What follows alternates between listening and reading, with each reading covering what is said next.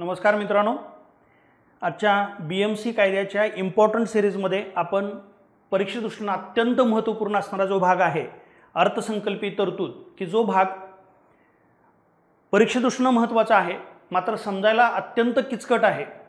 मग आपल्याला प्रकरण 7 च्या अनुषंगाने कलम 128, 129 आणि 129A हे अर्थसंकल्पाच्या संदर्भातली 3च कलम आहेत, पण मग त्यामध्ये बऱ्याच तरतुदी ह्या किचकट स्वरूपाच्या आहेत।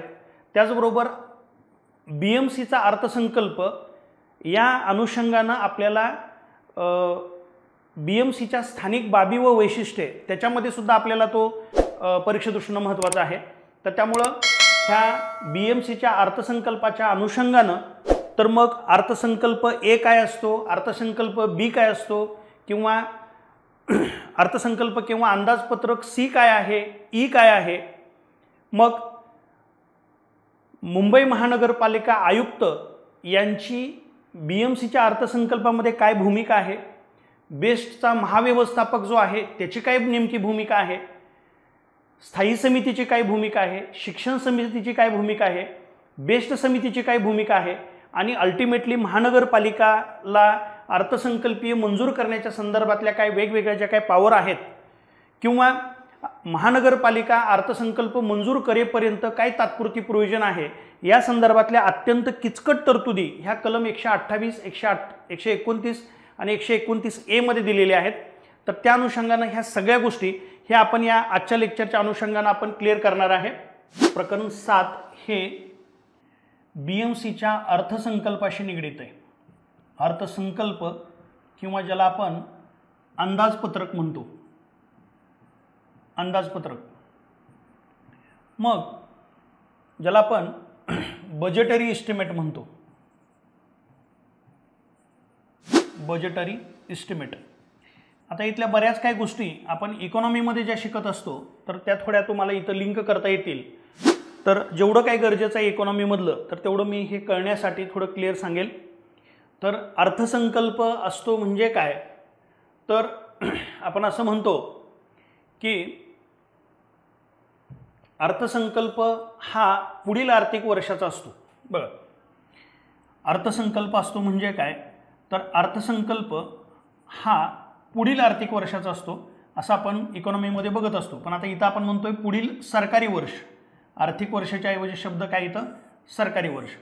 आता हे जे काय आपण इथले जे काय सेक्शन आपल्याला परीक्षेदृष्टीने जे महत्त्वाचे आहेत किंवा परीक्षेदृष्टीने आपल्याला जे सेक्शन दिलेले आहेत, सेक्शन 128, सेक्शन 129 आणि सेक्शन 129 कॅपिटल A, तर हे 3 सेक्शन कळण्यापूर्वी काय थोडं बॅकग्राऊंड क्लिअर करतो। एकदा जर बॅकग्राऊंड तुम्हाला क्लिअर झालं तर तुम्हाला त्या गोष्टी पटकन कळतील, फक्त आपल्याला वाचूनच घ्यायचा विषय आहे। पहिल्यांदा थोडं संकल्पना क्लिअर करतो। अर्थसंकल्प असतं म्हणजे काय, आपण म्हणतो की जर समजा आपण असं म्हणलं की केंद्राचा अर्थसंकल्प म्हणजे काय, तर केंद्र सरकारचा पुढील आर्थिक वर्षाच्या जमा खर्चाचा अंदाज आहे किंवा अंदाजपत्रक आहे। तसं हे अर्थसंकल्प म्हणजे काय आहे, तर बृहन्मुंबई महानगरपालिकेचा पुढील सरकारी वर्षाचा, इथं शब्द आहे सरकारी वर्ष, पुढील सरकारी वर्षाचा जमा खर्चाचा हा काय असतो, प्राथमिक अंदाज। हे प्राथमिक म्हणजे काय असतं हे इथं आपण एवढं घ्यायची गरज नाही, कारण त्या एवढं लक्षात ठेवा, प्राथमिक का, तर भविष्यात त्यामध्ये काय परिस्थितीनुसार थोडाफार बदल होऊ शकतो, तर म्हणून हे प्रायमरी लेवलचं आहे। तर प्रायमरीले असतं म्हणजे प्राथमिक असतं म्हणजे काय, रिवाइज असतं म्हणजे काय, ॲक्च्युअल्स असतात म्हणजे काय, हे आपण इकॉनॉमीमध्ये बघत असतो। ज्या विद्यार्थ्यांनी आपली इकॉनॉमीची बॅच केलेली आहे तर ते दुसऱ्या विद्यार्थ्यांना शिकवू शकेल इतक्या कन्सेप्ट त्याच्या क्लिअर असतात। पण जेवढं तुम्हाला इथं गरजेचं आहे तेवढं तुम्हाला सांगतो की BMCचा पुढील सरकारी वर्षाचा जमा खर्चाचा हा एक अंदाज आहे, आणि म्हणून हे जे अंदाजपत्रक आहे हे अंदाजपत्रक पुढच्या आर्थिक वर्षाचं आहे। समजा आपण असं म्हणलं की 2025-26 साठी अर्थसंकल्प सादर करायचा आहे, म्हणजे इथं आपण असं म्हणतोय की नॉर्मली आपण आपलं जे आर्थिक वर्ष आहे ते 1 एप्रिलला सुरू होतं आणि BMCचं सुद्धा म्हणजे केंद्र सरकार, राज्य सरकाराने अगदी BMC सुद्धा 1 एप्रिलला हे नवीन सरकारी वर्ष सुरू होतं. म्हणजे 1 एप्रिल 2025 ते 31 मार्च 2026, 1 एप्रिल 2025 ते 31 मार्च 2026 या कालावधीसाठी बजेट मांडलं जातं. मग ते बजेट मांडून त्याला मान्यता दिली जाते. मग साधारणतः इथं आपण म्हणतो की इथं तशा काही गोष्टी पण क्लिअर केल्या आहेत बघा. 20 मार्च रोजी किंवा त्यापूर्वी, येते का लक्षात? म्हणजे मार्चच्या अगोदर ही सगळी प्रोसेस पूर्ण केली जाते, मार्च एंडपर्यंत ही सगळी प्रोसेस पूर्ण केली जाते. कारण 1 एप्रिलला तुम्हाला नवीन सरकारी वर्ष सुरू होते. मग नॉर्मली 1 एप्रिलला नवीन सरकारी वर्ष सुरू होते, तर तुम्हाला 1 एप्रिलपासून जर समजा काही वेगवेगळ्या घटकावर पैसे खर्च करायचे आहेत, तर ते महानगरपालिकेनं संमत केल्याशिवाय प्रशासनाला तो खर्चच करता येणार नाही. त्यामुळं 1 एप्रिल 2025 पूर्वी हा सगळा प्रकार तुमचा अर्थसंकल्प तयार करणं, अर्थसंकल्प मांडणं, तो मंजूर करून घेणं, हे सगळं पूर्ण व्हायला पाहिजे. कारण नवीन आर्थिक वर्षामध्ये तुम्हाला 1 रुपया जरी खर्च करायचा असेल तर त्याला त्या महानगरपालिकेची संमती लागेल, अर्थसंकल्प संमत व्हायला पाहिजे. त्यासाठी अर्थसंकल्प संमत होण्याची सगळी प्रक्रिया ही मार्च एंडपर्यंत पूर्ण होत असते, येते लक्षात. आणि मग 1 एप्रिलपासून नवीन सरकारी वर्ष किंवा नवीन सरकारी आर्थिक वर्ष सुरू होत असतं. मग आता प्रश्न याच्यामध्ये असा आहे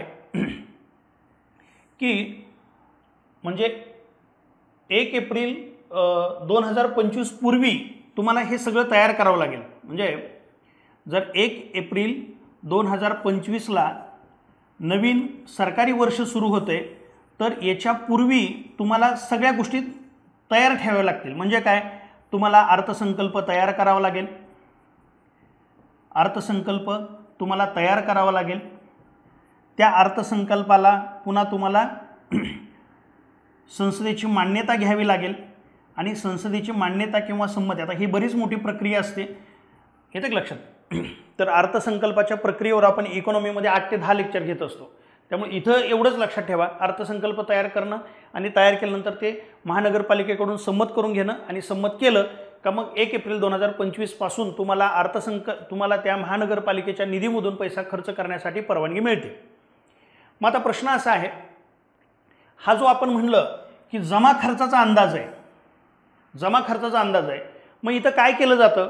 साधारणपणे तुम्ही असं म्हणताय की BMCला जमा किती होणार आहे आणि BMCकडे खर्च काय असणार आहे याचा एक अंदाज मांडला जातो.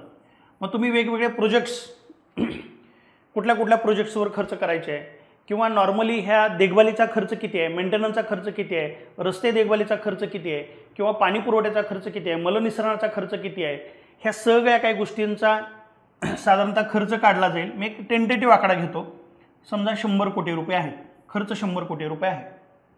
मग आता खर्च तुम्ही 100 कोटी रुपये करणार आहात, खर्च जर तुम्ही 100 कोटी रुपये करणार आहात, तर मग जमा कुठून येणार आहे?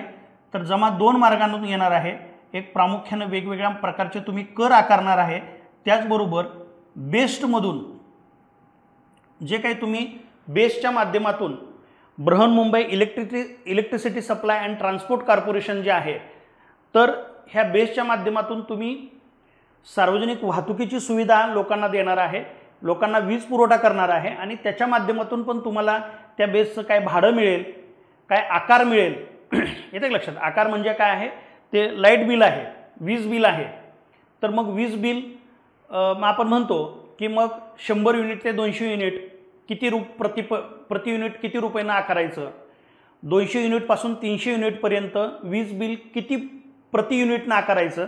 तर तो आकार आणि ते बेसच्या वाहतुकीचा जो काय भाडा आहे, लोकांकडून तुम्ही प्रवासी भाडं घेणार आहे, किंवा त्या वीजवर जो वीज आकार तुम्ही आकारणार आहे, तर त्याच्या माध्यमातून तुम्हाला उत्पन्न मिळणार आहे. म्हणजे बेसच्या माध्यमातून उत्पन्न मिळणार आहे, वेगवेगळे मालमत्ता कर वगैरे त्याच्या माध्यमातून तुम्हाला उत्पन्न मिळणार आहे. बघू आपण पुढे आपण कर कोणकोणते आहे ते सगळं आपण बघणार आहे.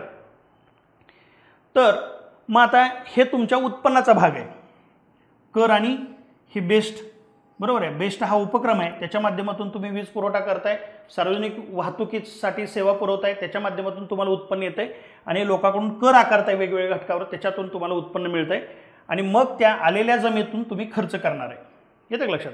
मग त्यासाठी तुम्ही कराचा दर निश्चित करणार आहे. कराचा दर निश्चित करणार आहे. मालमत्ता कर किती आकारायचा, मग मालमत्ता करामध्ये तुम्ही पाणी पट्टी कर किती आकारणार, पाणी लाभ कर किती आकारणार, मलनिस्सारण कर किती आकारणार, मलनिस्सारण लाभ कर किती आकारणार, सर्वसाधारण कर किती आकारणार, शिक्षण कर किती आकारणार, येते का लक्षात? पथकर किती आकारणार, सुधार कर किती आकारणार. हे वेगवेगळे कर आहेत, मालमत्ता कराचे प्रकार आहेत. बाकी कुत्र्यावर पण कर आहे, बाकी बरेच काही गोष्टी आपण पुढे बघणार आहे. मग ह्या वेगवेगळ्या गोष्टीवर कराच्या माध्यमातून साधारणपणे किती रक्कम येईल किंवा बेसच्या उत्पन्नातून किती रक्कम येईल ती म्हणजे तुमची अंदाजित जमा आहे. आणि तुम्ही 100 कोटी रुपये खर्च करणार आहे, हा तुमचा अंदाजित काय आहे? खर्च आहे. हे म्हणजेच काय आहे? अर्थसंकल्प आहे. हा म्हणजेच अंदाजपत्रक आहे. पुढील सरकारी वर्षाचा जमा खर्चाचा प्राथमिक अंदाज आहे. येते का लक्षात? आता मग ज्यावेळी अर्थसंकल्प ज्यावेळी तयार केला जातो, मग अर्थसंकल्प तयार करण्याची वेगवेगळी विंग आहे. जसं आपण केंद्र सरकार आणि राज्य सरकारमध्ये म्हणतो की बजेटरी डिव्हिजन आहे किंवा इकॉनॉमिक अफेअर्स डिपार्टमेंटमध्ये, केंद्र सरकारच्या इकॉनॉमिक अफेअर्स डिपार्टमेंटमध्ये आर्थिक जे व्यवहाराचा विभाग आहे, तर आर्थिक व्यवहार विभागामध्ये एक बजेट विभाग आहे किंवा बजेट डिव्हिजन आहे. त्याच्या माध्यमातून अर्थसंकल्प तयार केला जातो. आता इकडं BMCमध्ये आपल्याला एवढं काय किचकट काय जायची गरज नाही. जेवढं गरजेचं आहे तेवढं आपण सांगतोय. तर BMCमध्ये ते खातं आहे, ते खातं बजेट तयार करेल आणि बजेट ज्यावेळी तयार केलं जातं, मग ते बजेट ज्यावेळी तयार करतो म्हणतो आपण, तर त्या आयुक्ताच्या वतीनं बजेट तयार केलं जातं. हे त्याला एखाद्या खात्याच्या माध्यमातून त्या बजेटच्या संदर्भातलं खातं असेल तर ते बजेट तयार करेल, पण त्या आयुक्त, महानगरपालिकेचा जो आयुक्त आहे त्याच्या वतीनं ते बजेट तयार केलं जातं. तर मग बजेट तयार कोण करतंय? तर आपलं पहिलं स्टेटमेंट आहे, बजेट कोण तयार करतंय? तर बजेट तयार करतंय आयुक्त. बजेट कोण तयार करतंय? बजेट तयार कोण करतंय? तर त्याचं उत्तर आहे आपलं महानगरपालिका आयुक्त. महानगरपालिका आयुक्त बजेट तयार करेल. मग आता महानगरपालिका आयुक्त ज्यावेळी बजेट तयार करतो, बघा मी एक थोडं हे चार्ट सांगतोय, एकदा थोडं क्लिअर करतोय आणि मग परत एक एक गोष्ट आपण कलम 128, 129 आणि 129A हे तुम्हाला पटकन कळेल. आता बजेट तयार कोण करतंय? तर बजेट तयार आयुक्त करतो. मग आता आयुक्त हे लगेच ह्या स्क्रीनकडे बघू नका, मी अगोदर सांगतोय आणि मग तुम्ही हे स्क्रीन व्यवस्थित तुम्ही बघा किंवा कुठेतरी हे लिहून घ्या. बघा, प्रामुख्यानं सर्व गोष्टींच्या बाबतीत बजेट कोण तयार करतंय? अर्थसंकल्पीय अंदाजपत्रक कोण तयार करतंय? तर आयुक्त. आयुक्त म्हणजे महानगरपालिका आयुक्त. बरोबर. मग आता प्रश्न याच्यामध्ये असा आहे की काही टेक्निकल गोष्टी आहेत. उदाहरणार्थ आपण इकॉनॉमीमध्ये बघतो की आपल्याकडे जे सरकारच्या माध्यमातून चालवले जाणारे उद्योग आहेत, तर त्याला आपण म्हणतो सार्वजनिक उद्योग. आणि त्या सार्वजनिक उद्योगाच्या बाबतीत जी एक्सपर्ट घटक असतो आपल्याकडे, त्याला आपण म्हणतो सार्वजनिक उद्योग उपक्रम समिती किंवा सार्वजनिक उपक्रम समिती, पब्लिक सेक्टर अंडरटेकिंग कमिटी म्हणतो. तर मग कारण सरकारला ह्या उद्योगाच्या बाबतीत किंवा आयुक्ताला ह्या उद्योगाच्या बाबतीत काही एक्सपर्टनेस नसतो. समजा बेस्ट आहे, तर बेस्टच्या माध्यमातून मग तुम्ही विद्युत पुरवठा करणार आहे किंवा सार्वजनिक वाहतुकीची व्यवस्था करणार आहे, तर मग त्याचे शुल्क कसे आकारणार आहे, त्याचं भाडं कसं आकारणार आहे बसेसचं, किंवा प्रति युनिट तुम्ही 100 ते 200, 200 ते 300, 300 ते 400 युनिटला प्रति युनिट कसा दर वाढवणार आहे, या संदर्भातला काय एक्सपर्टाईज हा आयुक्ताकडे नसतो. मग बेसच्या बाबतीत जो जमा आणि खर्चाचा जो अंदाजपत्रक आहे ते कोण मांडत असतं? महाव्यवस्थापक. आपण बघितलं जनरल मॅनेजर, जो बेसचा जनरल मॅनेजर आहे GM, तर तो महाव्यवस्थापक हा बेसचा अंदाजपत्रक तयार करतं. अंदाजपत्रक आहे म्हणजे काय? खर्च आणि जमा आहे. खर्च आणि जमा किंवा जमा आणि खर्च. म्हणजे थोडक्यात एवढ्या गोष्टी क्लिअर झाल्या की बेस्ट ही एक टेक्निकल गोष्ट आहे, तर त्या अनुषंगाने आयुक्ताला तेवढा एक्सपर्टाईज नसतो. आयुक्त हा ढोबळमानानं सगळ्या गोष्टींचा विचार करतो. तो काय कुठल्या एखाद्या गोष्टीतला एक्झॅक्ट तज्ज्ञ नाही आहे, तर तो कधी महानगरपालिकेचा आयुक्त आहे, कधी वित्त विभागाचा सचिव आहे, कधी कुठं तर एखाद्या जिल्ह्याचा कलेक्टर आहे, कुठं एखाद्या विभागाचा विभागीय आयुक्त आहे. त्यामुळं तो काय अशा कुठल्याही एखाद्या उपक्रमामध्ये एक्सपर्ट नाही. त्यामुळं त्याला त्यातल्या एकदा टेक्निकल गोष्टी कळू शकत नाहीत. म्हणून जिथं कुठं अगदी तांत्रिक बाबी आहेत त्या तांत्रिक त्याचा हेड कोण आहे, बेसचा हेड आहे त्याचा महाव्यवस्थापक. त्यामुळं महाव्यवस्थापक, बेसचा जो महाव्यवस्थापक आहे, यापूर्वी आपण व्याख्येत सगळं बघितलंय. बेसचा जो महाव्यवस्थापक आहे तर तो काय करेल, त्या बेसच्या संदर्भात जो वीज पुरवठा आणि वाहतुकीच्या संदर्भातली सुविधा तुम्ही बृहन्मुंबईच्या लोकांना पुरवताय त्याच्या माध्यमातून तुम्हाला खर्च किती असेल आणि तिथं तुम्ही त्या बसेचं भाडं किती मिळेल, प्रवासी भाडं किती मिळेल आणि विजेच्या माध्यमातून किती आकार मिळेल, किती चार्ज मिळेल याचा तुम्ही अंदाज बांधत असता. म्हणजे बेसच्या बाबतीतलं जे अंदाजपत्रक आहे तयार कोण करते, तर बेसच्या बाबतीतलं अंदाजपत्रक महाव्यवस्थापक तयार करतो. आणि बेस्ट सोडून इतर सर्व जमा खर्चाचा अंदाजपत्रक हे कोण करत असतं, आयुक्त. पण लक्षात आलं का बघा. अगदी क्लिअर एक गोष्ट लक्षात ठेवा की बेसच्या बाबतीत जमा खर्चाचा अंदाजपत्रक हे बेसचा महाव्यवस्थापक ते तयार करतो आणि इतर सर्व व्यापक अर्थानं जे जमा खर्च आहेत ते कोण करत असतं, महानगरपालिकेचा आयुक्त. इथंपर्यंत गोष्टी क्लिअर झाल्या. आता काय होतं बघा, काय होतं मग आपण जसं म्हणतो की मी आता थोडंसं हे तुम्हाला इकॉनॉमीची जोड का देतोय, कारण आपल्यापैकी बहुतांश लोकांनी स्पर्धा परीक्षेचा अभ्यास केलेला आहे आणि तुम्हाला इकॉनॉमीशी टच आहे. तर तिकडल्या गोष्टीशी काही गोष्टी मी इकडं थोडं साधर्म्य आहे आणि हाही अर्थात अर्थसंकल्पाचा भाग आहे, हा इकॉनॉमीशीच निगडीत आहे. तर तुम्ही तिकडे ज्या काही गोष्टी केलेल्या आहेत तर इथं मी फक्त कनेक्ट करतो. आपण असं म्हणतो ज्यावेळी अर्थसंकल्प मांडला जातो संसदेमध्ये त्यावेळी मग ते विभागीय आयुक्ताकडे पाठवलं जातं. आणि मग विभागीय आयुक्ताकडे विभागीय कार्यालय आहेत ज्याला आपण डिपार्टमेंटल, ज्या वेगवेगळ्या ज्या काही कमिटीज आहेत, विभागीय समित्या किंवा डिपार्टमेंटल कमिटीज आहेत, त्या डिपार्टमेंटल कमिटीज किंवा विभागीय आयुक्ताकडे हे सगळं पाठवलं जातं. कारण विभागीय समित्या त्या संदर्भातल्या एक्सपर्ट आहेत.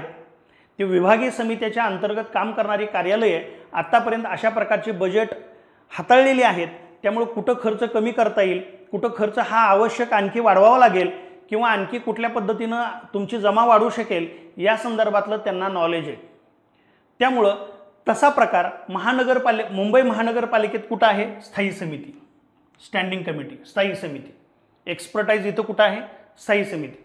मग नॉर्मली काय होतं, आता हे ABEC कुठला अंदाजपत्रक आहे हे सध्या बघू नका, मी फक्त एकदा ढोबळमानाने एकदा गोष्टी काय पॉईंट क्लिअर करतो, त्यानंतर तुम्हाला एक एक गोष्ट कळत जाईल. आता आयुक्त अर्थसंकल्प हा मांडतो, सर्वसाधारण बेस सोडून आयुक्त मांडतो. आयुक्तानं मांडलं का आयुक्त तो त्या संदर्भातल्या काही दुरुस्त्या सुचवणं, आणखी काही गोष्टी व्यवस्थितपणे बघणं, ह्याच्यासाठी आयुक्त ते कुणाकडे पाठवतो, स्थायी समितीकडे पाठवतो. आयुक्त हा अर्थसंकल्प तयार करतो आणि कुठं पाठवतो, स्थायी समितीकडे पाठवतो. आता स्थायी समिती त्याच्यामध्ये काही दुरुस्त्या करते, त्याच्यामध्ये आणखी काही गोष्टी सुचवते आणि मग त्यामध्ये काय त्या अनुषंगाने आयुक्त त्यामध्ये काही दुरुस्त्या करेल किंवा ज्या काही गोष्टी त्याला आवश्यक वाटते त्या स्थायी समितीच्या शिफारशीनुसार काही बदल करेल आणि पुन्हा महानगरपालिकेसमोर मांडेल. आता महानगरपालिकेसमोर मांडला, मग महानगरपालिका काय करू शकते, तर महानगरपालिका जेवढ्या काही जमा खर्चाचा अंदाजपत्रक आहे तर तो सगळ्याच्या सगळा स्थायी समितीकडे पुन्हा विचारार्थ पाठवू शकेल किंवा बघा ह्यात आणखी काय त्रुटी सापडते का, आणखी काय तुम्हाला दुरुस्ती करायची आहे का. किंवा महानगरपालिका सगळा अर्थसंकल्प न स्थायी समितीकडे पाठवता, सगळ्या जमा खर्च स्थायी समितीकडे न पाठवता फक्त शिक्षणाचा पाठवू शकेल किंवा फक्त काय गटारे पाणी पुरवठ्याचा पाठवू शकेल किंवा सगळाच पाठवू शकेल. बरोबर आहे. मग महानगरपालिकेचे ते मर्जीनुसार आहे, कुठलं पाठवायचं का सगळं पाठवायचं का काही मोजका जमा खर्चच्या संदर्भातल्या शिफारशी विचारात घेण्यासाठी त्यांच्याकडे पाठवायचं. हा महानगरपालिकेचा स्वतःचा कॉल आहे, त्यांना त्यांच्यावर बंधन नाही. महानगरपालिकेला वाटलं फक्त शिक्षणाच्या संदर्भातला जमा खर्च पाठवून बघू किंवा फक्त गटारेच्या संदर्भात, फक्त पाणीपुरवठ्याच्या संदर्भात, या संदर्भात फक्त पाठवून बघू किंवा महानगरपालिका वाटलं की सगळंच एकदा पाठवून बघू, आणखी काय त्यांना अधिक विचार करून आणखी काय स्थायी समिती सांगू शकते का बघू, आणि मग स्थायी समितीने याच्यावर आणखी विचार करून काही शिफारस करू शकेल, आणि मग पुन्हा तुम्ही महानगरपालिकेकडे स्थायी समिती पाठवणार आहे, आणि मग महानगरपालिका, आता महानगरपालिकेला पूर्ण स्वतःचा अधिकार आहे. जसं आपण म्हणतो कुणी काही जरी सांगितलं तर लोकसभा त्या दुरुस्त्या विचारात घेऊ शकेल. मनी बिलच्या बाबतीत, धनविधेयकाच्या बाबतीत लोकसभा त्या दुरुस्त्या विचारात घेईल किंवा विचारात न घेता जसंच्या तसं सुद्धा मंजूर करू शकेल. येते का लक्षात? तसं महानगरपालिकेला जशी संसदेला पॉवर आहे तशीच महानगरपालिकेला पॉवर आहे. त्यामुळे महानगरपालिका त्या दुरुस्त्या विचारात घेईल, त्या ज्या काही सुधारणा सुचवलेल्या आहेत त्यानुसार मंजूर करेल किंवा तुमच्या सुधारणा फेटाळेल आणि जसा आहे तसा पहिल्यासारखा जसा आहे तसा सुधारणा विचारात न घेता सुद्धा मंजूर करू शकेल. एकदा महानगरपालिकेनं मंजूर केला का विषय संपला. एकदा अर्थसंकल्प महानगरपालिकेनं मंजूर केला का विषय संपला. 1 एप्रिल 2025 पासून तुम्हाला खर्च करायला आणि तुम्ही त्या अनुषंगानं वेगवेगळे कर गोळा करायला मोकळ झाला. मोकळ कोण झाला? प्रशासन. कारण मग पुन्हा प्रशासन हे त्या अनुषंगानं कर गोळा करणार आणि त्या पद्धतीनं खर्च करणार. येतं लक्षात? पण महानगरपालिका जोपर्यंत तुमच्या जमा खर्चाला मंजुरी देत नाही तोपर्यंत तुम्ही खर्च करू शकत नाही किंवा कर गोळा सुद्धा करू शकत नाही. आता विषय आहे, मी एक एक पैलू पुढं ढकलत चाललो बघा. मी सगळ्याच गोष्टी एकत्रित न सांगता एक एक पॉईंट क्लिअर करत मी पुढं चाललोय. आता प्रश्न असा आहे की हे अंदाजपत्रक आहेत, हे अंदाजपत्रकचे वेगवेगळे प्रकार आहेत. मग त्याला ए प्रकारचा अंदाजपत्रक, बी प्रकारचा अंदाजपत्रक, सी प्रकारचा अंदाजपत्रक, ई प्रकारचा अंदाजपत्रक. येतं लक्षात? ॲक्च्युली जी प्रकारचं पण अंदाजपत्रक आहे. मराठी PDF मध्ये जीचा पण उल्लेख आहे, पण त्यामध्ये दुरुस्ती झालेली आहे. मी जेवढं सांगतोय तेवढंच लक्षात ठेवा. इंग्रजीमध्ये तुम्हाला सापडेल, इंग्रजीमध्ये तो दुरुस्त केली पण मराठीतच दुरुस्त केलेली नाही. मराठी PDF मध्ये दुरुस्तीच नाही. त्यामुळं ए प्रकारचा अर्थसंकल्प आहे, बी प्रकारचा अर्थसंकल्प आहे, ई प्रकारचा आहे, सी प्रकारचा आहे. म्हणजे ए, बी, सी आणि ई. बाकी बरीच गोष्टी आहेत पण आपल्याला काही गरजेचं नाही. आपल्याला कलम 128, 129 आणि 129A याच्याशी निगडीत जेवढ्या गोष्टी आहेत तेवढ्या मी तुम्हाला क्लिअर करतो. बाकी फापट पसारा भरपूर आहे. मला येतंय म्हणून तुम्हाला सांगण्यात काही पॉईंट नाही. बिना कामाचं तुम्हाला कन्फ्यूज करणार नाही, कारण ते तुम्हाला परीक्षेलाच नाही. त्यामुळे जेवढं गरजेचं आहे तेवढं तुम्हाला क्लिअर करतो. आता जे अंदाजपत्रक हे ए नावानं आहे, हे ए नावाचं अंदाजपत्रक हे व्यापक जमा खर्चाशी निगडीत आहे. व्यापक जमा खर्चाशी निगडीत आहे म्हणजे बऱ्याच काही वेगवेगळे कर, बरेच वेगवेगळे खर्च ह्याच्याशी निगडीत आहे. बी प्रकारचं अंदाजपत्रक हे इमारतीशी आणि जमिनीच्या संदर्भातलं आहे, म्हणजे मालमत्ता कर वगैरे याच्या अनुषंगाने आहे. बी प्रकारचं अंदाजपत्रक इमारतीच्या संदर्भातलं अंदाजपत्रक आहे. मग ते प्रकरण 12शी निगडीत आहे. आणि ए प्रकारचं अंदाजपत्रक व्यापक बाबींशी निगडीत आहे. मग ते 9, 10 म्हणजे पाणी पुरवठा, गटारे, आणखी वेगवेगळ्या गोष्टींसाठी पण आहे, व्यापक अर्थाने. त्यानंतर ई प्रकारचं अंदाजपत्रक हे शिक्षणाशी संबंधित आहे. शिक्षणावर खर्च कसा करायचा आहे किंवा शिक्षणाच्या संदर्भातला उपकर कसा आकारायचा आहे, शिक्षणाशी संबंधित अंदाजपत्रक आहे ई. आणि सी अंदाजपत्रक हे बेस्टच्या संदर्भात आहे. म्हणजे बेस्ट हे आपण वीज पुरवठा आणि सार्वजनिक वाहतुकीसाठी जो उपक्रम आहे मुंबई महानगरपालिकेचा, त्याच्या माध्यमातून तुम्हाला प्रवासी भाड्यातनं किती रक्कम मिळेल, वीज पुरवठ्याच्या शुल्क आकारलाय, चार्ज आकारलाय, त्याला आकार असं म्हणतो. चार्ज म्हणजे आकार, मराठीत चार्जला आकार म्हणतो. जो विजेचा तुम्ही आकार आहे किंवा वीज इलेक्ट्रिसिटी चार्जेस आहेत त्याच्या माध्यमातून तुम्हाला किती उत्पन्न येणार आहे आणि बेस्टला खर्च किती होणार आहे ह्याचा अंदाजपत्रक आहे सी. येतं लक्षात? म्हणजे ए अंदाजपत्रक व्यापक बाबींशी निगडीत आहे, बी अंदाजपत्रक इमारतींशी निगडीत आहे, सी अंदाजपत्रक हे बेस्टच्या संदर्भात निगडीत आहे आणि ई अंदाजपत्रक हे शिक्षणाशी निगडीत आहे. मग हे 4 प्रकारचे अंदाजपत्रक आहेत. हे 4 प्रकारचे अंदाजपत्रक आहेत. आता बेस्टचा जर विचार करायचा झाला तर आता बेस्ट आपण क्लिअर सांगू शकतो बा. बेस्ट ही टेक्निकल गोष्ट आहे. तर बेस्टचा महाव्यवस्थापक बेस्टचा खर्च आणि जमा मांडतो, तयार करतो. मग बेस्टचा महाव्यवस्थापक हा बेस्टचा जमा खर्च तयार करेल. तो आता एक्सपर्ट कमिटीकडे पाठवेल. ती एक्सपर्ट कमिटी कुठली आहे? बेस्टची कमिटी. जसं इकडे स्थायी समिती आहे तशी इकडे बेस्टच्या संदर्भातली एक्सपर्ट कमिटी कुठली आहे? बेस्ट समिती आहे. पुन्हा बेस्ट समितीनं काही शिफारशी सुचवल्या, त्याच्या अनुषंगानं मग हा व्यवस्थापक त्या शिफारशीच्या आधारावर परत कुठं मांडणार आहे हे सगळं बेस्टच्या संदर्भातला अर्थसंकल्प किंवा बेस्टच्या संदर्भात अंदाजपत्रक महानगरपालिकेसमोर. पुन्हा महानगरपालिका बेस्टच्या संदर्भातल्या काही गोष्टी किंवा सगळ्या गोष्टी पुन्हा बेस्ट समितीकडे पाठवेल. तुम्हाला आणखी काही विचारात घेऊन तुम्हाला आणखी काही शिफारस करायची असेल तर सांगा. आणि पुन्हा बेस्ट समितीच्या काही सूचना विचारात घेऊ शकेल किंवा दिलेल्या सूचना दिलेल्या शिफारशी फेटाळून जसा मूळ आहे तसाच्या तसा महानगरपालिका ते स्वीकारून संमत करू शकेल. महानगरपालिका संमत करू शकेल. येतं लक्षात. मग महानगरपालिकेनं तो बेस्टचा अंदाजपत्रक संमत केलं तर विषय संपला. त्या अनुषंगानं तुम्ही मग तेवढा प्रवास भाडे आकारू शकाल, तेवढा तुम्ही प्रति युनिट विजेचा दर आकारू शकाल किंवा त्या अनुषंगानं बेस्टवर तसा खर्च करू शकाल. म्हणजे इथं काय लक्षात आलं, मग महाव्यवस्थापक बेस्टच्या संदर्भातला अर्थसंकल्प तयार करतो, तो बेस्ट समितीसमोर मांडतो विचारात घेण्यासाठी, शिफारस करण्यासाठी. पुन्हा त्याच्या शिफारशीचा स्वीकार करून महाव्यवस्थापक पुन्हा महानगरपालिकेकडे मांडतो. महानगरपालिका पुन्हा अधिक विचारासाठी पुन्हा बेस्ट समितीकडे पाठवते. पुन्हा महानगरपालिका ह्या शिफारशीचा विचार करून किंवा फेटाळून पुन्हा महानगरपालिका ते संमत करू शकते. थोडक्यात काय लक्षात ठेवलं, महाव्यवस्थापकानंतर कसं आहे शब्द, समिती महानगरपालिका, समिती महानगरपालिका. लक्षात आलं, समिती महानगरपालिका, समिती महानगरपालिका, असं लक्षात ठेवा. आता हे एवढं सगळं डिटेल तुम्हाला एवढं प्रत्येक ठिकाणी नाही आहे, पण हे जर समजलं नाही, कारण काय होतं मित्रांनो, इथं तुम्हाला जे सेक्शन दिलेले आहेत ते तुटक सेक्शन आहेत. आणि मग जर समजा तुम्ही असं हे जर बॅकग्राऊंड माहीत नाही आणि तुम्ही सेक्शन 128, 129, 129 हे वाचताय, कशालाच मिळ लागत नाही. काय वाचतो हेच कळत नाही, फक्त वाचल्याचं समाधान आहे. येते लक्षात. म्हणजे बऱ्यापैकी तुमच्यापैकी काही विद्यार्थ्यांनी आता प्रचंड प्रमाणात ऑनलाईन बॅचला आपल्याकडे रिस्पॉन्स आहे आणि पुस्तकाला सुद्धा प्रचंड प्रमाणात रिस्पॉन्स आहे.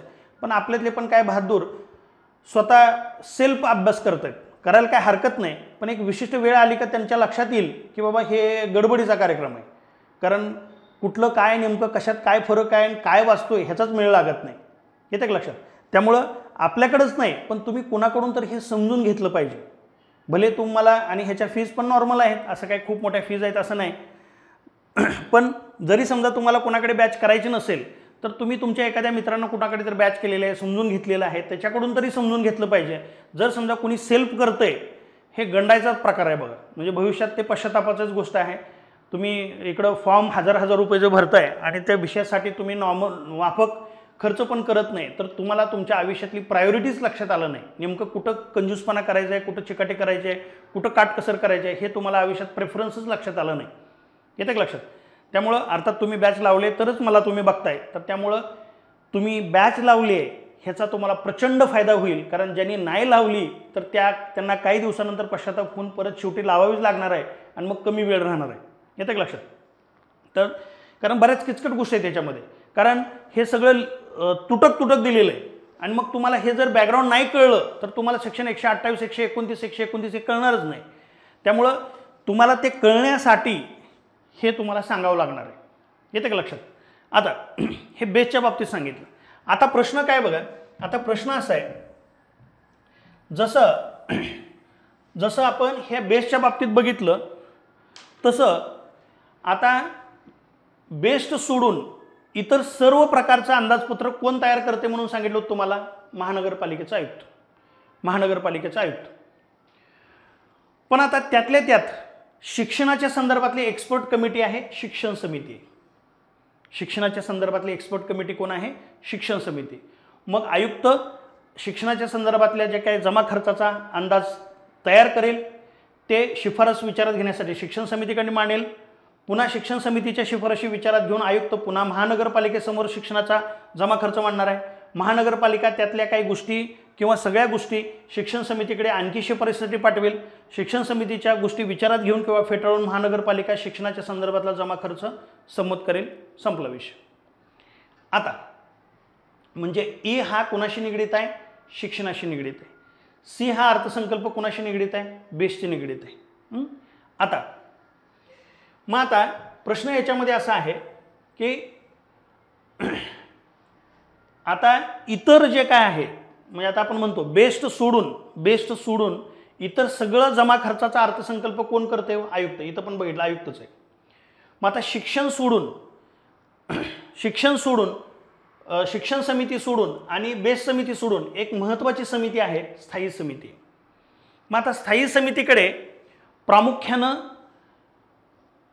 बेसचा गोष्टी शिफारस, बेसच्या संदर्भातल्या, बेस्ट ही टेक्निकल गोष्ट आहे, त्यामुळे स्थायी समितीकडे त्याच्यासाठी शिफारस पाठवली जात नाही. शिफारस द्या म्हणून किंवा तुम्ही त्रुटी सांगा, त्यात काही दुरुस्ती सांगा म्हणून स्थायी समितीकडे दिलं जात नाही. पण बाकीच्या ज्या काही गोष्टी आहेत, म्हणजे ए क्रमांकाचा अर्थसंकल्प आहे, व्यापक बाबींचा अर्थसंकल्प आहे, इमारतीच्या संदर्भातला अंदाजपत्रक आहे, बरोबर आहे, बी अर्थसंकल्प आहे, आणि ए आणि बी तर आहेच आहे, पण ई सुद्धा म्हणजे शिक्षणाच्या संदर्भातला सुद्धा स्थायी समितीकडे दिला जाऊ शकतो. इथं लक्षात, ए, बी आणि ई म्हणजे शिक्षणाच्या बाबतीत आहे. खरं तर शिक्षणाच्या बाबतीकडे आपल्याकडे एक्सपर्ट शिक्षण समिती आहे, पण शिक्षणातलं स्थायी समितीला कळू शकतं. बेसच्या बाबतीत तो उद्योग आहे, त्याच्या बाबतीत नाही कळली तर शिक्षणाच्या बाबतीत कळू शकेल. त्यामुळे इथं म्हणलं आहे की मग स्थायी समितीला व्यापक बाबीच्या संदर्भातला जमा खर्च, बी फॉर इमारतीच्या संदर्भातला अर्थसंकल्प, ई फॉर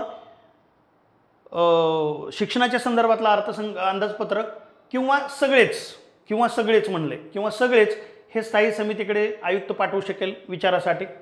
पुन्हा स्थायी समिती त्यात काही दुरुस्त्या करून आयुक्ताकडे पाठवेल, आयुक्त पुन्हा महानगरपालिकेकडे पाठवणार आहे, महानगरपालिकेला वाटेल आणखी ह्याच्यामध्ये दुरुस्त करणं गरजेचं आहे का, मग त्यापैकी काही घटक किंवा सगळे घटक हे तुम्ही स्थायी समितीकडे पाठवणार आहे. आणि मग स्थायी समिती मग पुन्हा त्यात दुरुस्त्या करून महानगरपालिकेकडे पाठवेल आणि महानगरपालिका अंतिमतः सगळं मंजूर करेल. येतं का लक्षात? ह्यातल्या काही गोष्टी तुम्हाला आणखी पुढं गेल्यानंतर क्लिअर करणार आहेत. तर आता इथंपर्यंत तुम्हाला लक्षात यायला पाहिजे. मी जेवढं सांगितलं तेवढं लक्षात राहू द्या. आणखी त्याचे जे काही पॉईंट आहेत, त्याचे जे आणखी कंगोरे आहेत, तर ते पुढं उलगडत जातील. आता जेवढं मी सांगितलं तेवढं लक्षात राहू द्या. आणि जर समजा तुम्हाला वाटतंय हे मला परत एकदा बघायचं आहे, टेक्निकल थोड्या काही गोष्टी थोड्या बऱ्याच आहेत त्याच्यामध्ये, तर परत हा व्हिडिओ एकदा रिपीट करून बघा. तर अशा प्रकारे हा अंदाजपत्रक असतं. आणि मग एकदा महानगरपालिकेनं सगळं संमत केलं का 1 एप्रिल 2000 म्हणजे आपण 2025-26 साठी अर्थसंकल्प मांडला असं मग आपण उदाहरणामध्ये घेतलं होतं. तर 1 एप्रिल 2025 पासून मग पुढं काय होतंय, 1 एप्रिल 2025 पासून पुढं त्या अनुषंगानं जमा कर गोळा करायला चालू झालं, किंवा प्रवासी भाडे बेसच्या माध्यमातून गोळा करायला चालू झालं, किंवा विजेवर आकारायला चालू झालं, आणि खर्च करायला सगळ्या गोष्टीवर चालू झालं. ओके मित्रांनो, आपण एक कमर्शियल ब्रेक घेतोय. तर मग BMC कायद्याचं आपलं हे एक पुस्तक आहे. तर संपूर्ण महाराष्ट्राने हे पुस्तक डोक्यावर घेतलेलं आहे. इतकं अत्यंत महत्त्वाचं आणि इतकं सुंदर पुस्तक आपण तयार केलं आहे.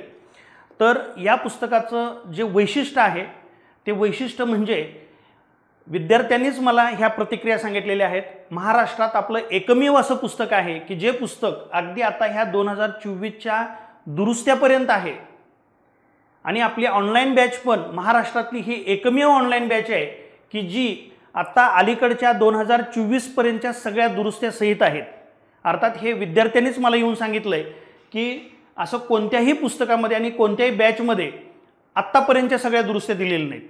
तर ह्या BMC कर निरीक्षक आणि कार्यकारी सहाय्यक किंवा लिपिकच्या अनुषंगाने हे जे पुस्तक आहे, प्रामुख्याने याच्यामध्ये जो BMCचा जो कायदा आहे, तर तो BMCचा कायदा मग आत्तापर्यंत जर तुमच्याकडे ज्या काही फोटो जिंकोच्या ज्या PDF आहेत, तर त्या PDF किंवा बाजारातली जी पुस्तकं आहेत तर ती 2015-2016 पर्यंतच अपडेट आहेत. तर 2016 नंतर मग 16च्या शेवटी पण काही दुरुस्त्या झालेल्या आहेत, 17ला दुरुस्त्या झालेल्या आहेत, 18ला, 21ला, 22ला, 23ला. आणि ह्या दुरुस्त्या इतक्या महत्त्वपूर्ण आहेत की हमखास त्याच्यावर प्रश्न येण्याजोगे आहेत की जिथं BMC निरीक्षक या परीक्षेच्या संदर्भात प्रश्न विचारण्यासारखे बाबी आहेत, तरतुदी आहेत, बरोबर तिथंच खूप साऱ्या गोष्टी चेंजेस आहेत. आणि जर तुम्ही आउटडेटेड पुस्तक वाचत असाल, आउटडेटेड PDF वाचत असाल, तर त्यातनं तुमचा स्कोर हा कमी येणार आहे आणि इतर विद्यार्थ्यांच्या तुलनेत 100% तुम्ही मागं पडणार आहे. आणि आता वेगळं सांगण्याची गरज नाही, कारण हे पुस्तक महाराष्ट्राच्या कानाकोपऱ्यापर्यंत पोहोचलेलं आहे. आपली ऑनलाईन बॅचसुद्धा आणि हे पुस्तकसुद्धा सध्या ऑनलाईन बॅचच्या ॲडमिशनचा आकडासुद्धा हजारातनं आहे, म्हणजे काही हजार ॲडमिशन आहेत. आणि हे पुस्तक तर आत्तापर्यंत 10,000पेक्षा जास्त पुस्तक गेलेली आहेत. तर त्यामुळं आणखी परीक्षा बरीच लांब आहे. तर त्यामुळं मग हे ऑनलाईन बॅच आणि हे पुस्तक तुम्हाला परीक्षेमध्ये 100पैकी 100 मार्क मिळवून देण्याच्या दृष्टीनं ह्या सगळ्या गोष्टी मी फ्रेम केलेल्या आहेत। तर मग हे जे पुस्तक आहे हे पुस्तक तुम्हाला जे कोणी कार्यकारी सहाय्यक किंवा लिपिक या पदासाठी तयारी करत आहे तर त्याच्यासाठी सुद्धा महत्त्वाचं आहे, कारण मुंबई महानगरपालिका स्थानिक वैशिष्ट्ये तर हा भाग BMC निरीक्षकासाठी 30 मार्कासाठी आहे, मात्र मुंबई महानगरपालिका स्थानिक वैशिष्ट्ये हा भाग कार्यकारी सहाय्यकसाठी 50 मार्कासाठी आहे। आणि या पुस्तकामध्ये आपण जो महत्त्वाचा भाग आहे किंवा तुम्हाला रिव्हिजन करण्यासाठी काही गोष्टी सोप्या जातील त्या अनुषंगानं काही महत्त्वाचा भाग आपण कलर केलेला आहे, कारण आत्तापर्यंत आपण MPSC किंवा UPSC मध्ये आपल्याकडे प्रिव्हियस इयर क्वेश्चन पेपर असतात, तर त्याच्यानुसार आपल्याला अंदाज येतो की कशावर आयोग प्रश्न विचारेल किंवा कशावर हे TCS प्रश्न विचारेल, पण इथं आपल्याला काही फारसे जुने पेपर सापडत नाहीत। त्यामुळं तुम्हाला नेमका कशावर फोकस करायचा आहे हे आपण वेगळ्या कलरनं कंटेंटनं दर्शवलेलं आहे, तर तो कंटेंट आपण वेगळ्या कलरमध्ये केलेला आहे। आणि दुसरी गोष्ट म्हणजे याच्यामध्ये आपण अतिसंभाव्य सराव प्रश्नांचा सुद्धा समावेश केलेला आहे की 50-50 प्रश्नांच्या प्रश्नपत्रिका आपण दिलेल्या आहेत की त्या प्रश्नपत्रिकाच्या अनुषंगानं तुम्हाला TCS या कायद्यामध्ये कुठल्या ॲप्रोचनं कुठल्या दृष्टिकोनातून प्रश्न विचारेल याचा तुम्हाला निश्चितपणे अंदाज येईल। मग आपल्याकडे जर प्रिव्हियस इयर क्वेश्चन आहेत किंवा मागील काही प्रश्नपत्रिका आहेत त्याच्यानुसार आपण अभ्यास करतो, पण मग आता इथं तो लॅकून आहे, तर त्या गोष्टी इथं लॅक असल्यामुळं आपल्याला काही प्रश्नांच्या माध्यमातून म्हणजे मी अशा पद्धतीने काही प्रश्न तयार केलेले आहेत अतिसंभाव्य प्रश्न या हेडिंगखाली की त्यातनं तुम्हाला तुमच्या परीक्षेचा धागा पकडता येईल आणि तुम्ही ते प्रश्न किंवा तो पॅटर्न डोळ्यासमोर ठेवून तुम्ही तयारी करू शकाल। अशा पद्धतीनं तो आपण 50-50 प्रश्नांच्या प्रश्नपत्रिकेचा समावेश पण या पुस्तकामध्ये केलेला आहे। त्याचबरोबर की बरेच काही शब्द हे किचकट स्वरूपाचे आहेत, तर त्यामुळं जिथं गरजेचं आहे तिथं मी इंग्लिश पर्यायी शब्दांचा पण वापर केलेला आहे। दुसरी गोष्ट म्हणजे आत्तापर्यंत आपली कायद्याची वेगवेगळ्या परीक्षांसाठी वेगवेगळी 7 पुस्तकं आहेत आणि 7च्या 7 पुस्तकं ही त्या परीक्षेसाठी आत्तापर्यंतची 24 कॅरेट सोनं ठरलेली आहेत। इतकी सुंदर पुस्तकं आत्तापर्यंत आहेत आणि संपूर्ण महाराष्ट्रातून आजपर्यंतच्या कायद्याच्या पुस्तकाला भरभरून प्रतिसाद दिलेला आहे आणि त्याचबरोबर ह्या सुद्धा पुस्तकाला अजून परीक्षा बरीच लांब असताना सुद्धा प्रचंड मोठ्या प्रमाणात प्रतिसाद आहे। तर हे पुस्तक तुम्हाला तुमच्या परीक्षेमध्ये आउट ऑफ मार्क मिळवण्यासाठी एक मैलाचा दगड ठरेल आणि याच पुस्तकावर आधारित आपण जी ऑनलाईन बॅच फ्रेम केलेली आहे, कारण काय होतंय की या पुस्तकामध्ये आपण की जेवढं शक्य होईल तेवढं चांगल्या पद्धतीनं आपण ते फ्रेम करण्याचा प्रयत्न केलाय, पण परीक्षक काय करत असतो तुम्हाला मूळ कायद्यातनं कंटेंट कॉपी पेस्ट करून देत असतो। त्यामुळं पुस्तकामध्ये सोप्या पद्धतीनं द्यायला काही मर्यादा आहेत, पण मग त्या गोष्टी आपण ह्या ऑनलाईन बॅचच्या माध्यमातून व्यवस्थितपणे परिपूर्ण केलेल्या आहेत। कारण तुम्ही जर या पुस्तकामध्ये जर बघितलं म्हणजे आपल्या पुस्तकामध्ये किंवा कुठले म्हणजे अगदी गव्हर्नमेंटच्या PDF मध्ये जरी बघितलं तर काय काय सेक्शन असे आहेत की एक पान भरून एक वाक्यच आहे, म्हणजे एक वाक्य पानाच्या सुरुवातीला जे चालू होतंय ते अगदी शेवटपर्यंत संपतंय। त्यामुळं पुढचं वाचल्यानंतर मागं काय वाचलंय हेच कळत नाही। तर तुम्हाला मग मी ऑनलाईन बॅचमध्ये ती नेमकी तरतूद काय आहे हे एकदम प्रॉपर व्यवस्थितपणे वेगवेगळ्या फ्लोचार्टच्या माध्यमातून इमेजेसच्या माध्यमातून मी ते प्रॉपर व्यवस्थित समजून सांगतोय आणि त्यानंतर मग ती तरतूद घेतोय। त्यामुळे तुम्हाला पुस्तक आणि पुस्तकाल म्हणजे बऱ्याच मला सिनियर विद्यार्थ्यांनी पण सांगितलं सर पुस्तकाशिवाय बॅच अपूर्ण आहे आणि बॅच शिवाय पुस्तक अपूर्ण आहे। बऱ्याच विद्यार्थ्यांनी सुरुवातीला ज्या विद्यार्थ्यांनी PSI कायदे यापूर्वी केलेले आहेत किंवा राज्यसेवे मुख्य परीक्षेचे कायदे केलेले आहेत त्यांना बऱ्याच विद्यार्थ्यांना पहिल्यांदा वाटलं हा कायदा सोपा आहे, तो 73rd 74th अमेंडमेंटच्या आधारावर आहेत। मग एक निम्म्यापर्यंत पुस्तक वाचत आले त्यावेळी कळलं की मागचं पुढचं काही लिंक लागत नाही, बऱ्याच तरतुदी अशा आहेत त्या कळतच नाहीत, नेमकं काय म्हणायचं आहे कायद्याला हे कळत नाही, तर त्याला कायद्याच्या चष्म्यातून बघून कोणीतरी समजून सांगणारा पाहिजे। तर त्यामुळं त्या विद्यार्थ्यांचं असं म्हणणं होतं की सर खूप वेळ गेला आणि त्यानंतर लक्षात आलं की नाही बॅचची गरज आहे। तर मग अगदी किरकोळ बॅचची किंमत आहे, तर तुम्हाला कुठं पैसे खर्च करायचे, कुठं वाचवायचे, कुठं काटकसर करायची ही प्रायोरिटी लक्षात आली पाहिजे मित्रांनो, कारण हे पद तुमच्या कंबाईनमध्ये असलेल्या कुठल्याही पदापेक्षा हे पद चांगलं आहे, येतं लक्षात। म्हणजे MPSCमधली जी ग्रुप बी आणि ग्रुप सीची कुठलीही पदांचा जर विचार करायचा झाला तर त्या सगळ्यापेक्षा हे पद चांगलं आहे. आणि एकच परीक्षा आहे, मुलाखत पण नाही त्याला, म्हणजे प्री मेन्स फिजिकल इंटरव्ह्यू असला काय प्रकार नाही, एकच परीक्षा आहे. एकाच परीक्षेतनं इतकी सुंदर पोस्ट तुम्हाला मिळणार आहे. त्यामुळं इथं हलगर्जीपणा करू नका, अभ्यासातही करू नका आणि कशाला प्रायोरिटी द्यायची हे कळलं पाहिजे. तर त्यामुळं आणि कलमं कशी लक्षात ठेवायची त्या अनुषंगानं पण मी काही लेक्चर स्पेशल्स घेतोय. तर त्या स्पेशल लेक्चरच्या माध्यमातून तुम्हाला कलमं प्रॉपर व्यवस्थितपणे लक्षात पण राहतील. आणि अभ्यासक्रमाला जेवढी काही कलमं आहेत तर तेवढी कलमं मी पुस्तकामध्ये पण दिलेली आहेत आणि आपल्या बॅचमध्ये पण कव्हर केलेले आहेत. आणि बऱ्याच वेळा काय होतं की तुम्हाला हा तुटक दिलेला आहे, म्हणजे उदाहरणार्थ जर समजा ह्या आजच्या या लेक्चरचा जरी विचार करायचा झाला तरीसुद्धा काही कलमं ही तुटक दिलेली असतात. तर मग त्यासाठी मला काय करावं लागतंय की तुम्हाला आजूबाजूचे जे काही कलमं आहेत तर त्याचा सारांश सांगून मग ह्या तुमच्या कलमाला लिंक करून समजून सांगावं लागतंय. कारण तुम्हाला पहिल्या कलमापासून शेवटच्या कलमापर्यंत हा कायदा नाही आहे. त्यामुळं मग अधूनमधून तुम्हाला सेक्शन असल्यामुळे त्याची लिंक लागत नाही. तर मग तुम्हाला ते इतर कलमं वाचायची गरज नाही, जेवढी परीक्षेला तुम्हाला कलमं आहेत तेवढीच तुम्ही वाचा. पण जी कलमं तुम्हाला आहेत ती प्रॉपर व्यवस्थित कळण्यासाठी जी बाकीच्या कलमाचं जे काही अध्ययन होणं गरजेचं आहे ते मी तुम्हाला प्रॉपर बॅचमध्ये सांगतोय की जेणेकरून तुम्हाला वेगळं काय करायची गरज नाही. आणि इथं प्रत्येक घटक शिकवताना मी त्या घटकावर नेमका कशा पद्धतीनं परीक्षक प्रश्न विचारू शकेल, कुठं प्रश्न फ्रेम होऊ शकतो, काय काय महत्त्वाचं आहे हे सुद्धा सांगतोय. म्हणजेच मी पूर्ण हे लेक्चर 360 डिग्रीमधनं फिरवून तुम्हाला आउट ऑफ मार्क मिळवण्याच्या दृष्टीनं मी ही अगदी जीव ओतून ही बॅच तयार केलेली आहे. तर त्यामुळं याचा तुम्हाला प्रचंड फायदा होईल. आता आपण लाईव्ह सेशनच्या बाबतीत आपण जे काही विशेष चर्चासत्र असतील किंवा तुमचे डाऊट सेशन आहेत तर त्यासाठी आपण लाईव्ह लेक्चर घेतोय. नाहीतर नॉर्मली ही बॅच आपली रेकॉर्डेड बॅच आहे. कारण लाईव्ह लेक्चरचा आत्तापर्यंतचा आम्हाला अनुभव असा आहे की लाईव्ह लेक्चरच्या माध्यमातून प्रचंड टाईमपास होतो.